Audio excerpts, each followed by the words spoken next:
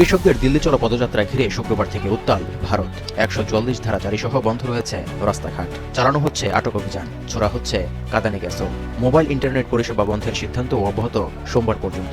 সব ক্ষেত্রেই একচেটিয়া দাপট ছিল ভারতের। তবে আগস্ট মাসে আওয়ামী লীগ ও হাসিনা সরকারের পতনের পর গেল মাসে ইসকন নেতার গ্রেপ্তারকে কেন্দ্র করে নয়াদিল্লি ঢাকার মধ্যকার কূটনৈতিক ও রাজনৈতিক টানাপোড়েন এখন তলানিতে পৌঁছেছে। এবং আজকের যে সমাবেশ, যে কনটেক্সটে আমরা আসলাম, এটা আমাদের মনে কোনো সন্দেহ জেগেছে বলে আপনাদের জানেন।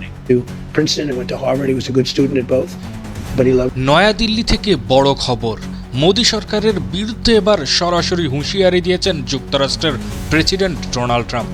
তিনি কড়া ভাষায় সতর্ক করেছেন, যদি ভারতের মিডিয়া ভুয়া সংবাদ প্রচার বন্ধ না করে তবে মোদী সরকারকে গুরুতর রাজনৈতিক বিপদের সম্মুখীন হতে হবে। এরই মধ্যে ট্রাম্প বাংলাদেশের সঙ্গে সম্পর্ক জোরদার করার আহ্বান জানিয়েছেন।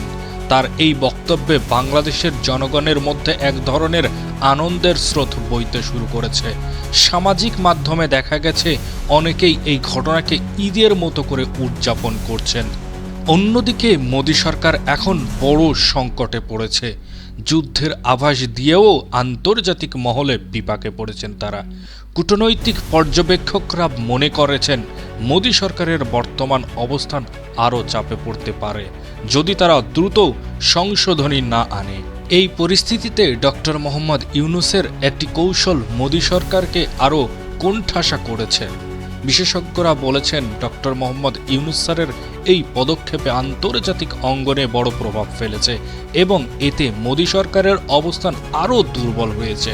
যুক্তরাষ্ট্র ইতিমধ্যেই ভারতকে ২৪ ঘন্টার আলটিমেটাম দিয়েছে।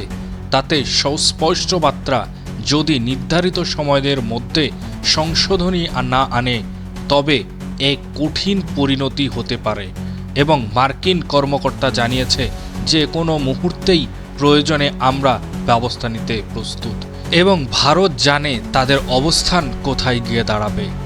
বিশ্ব রাজনীতির এই ঘটনা প্রভাবে এখন সবার নজর কেন্দ্রীভূত। মোদী সরকারের এই চাপ থেকে বেরিয়ে আসতে পারবে কিনা সেটাই দেখার বিষয়।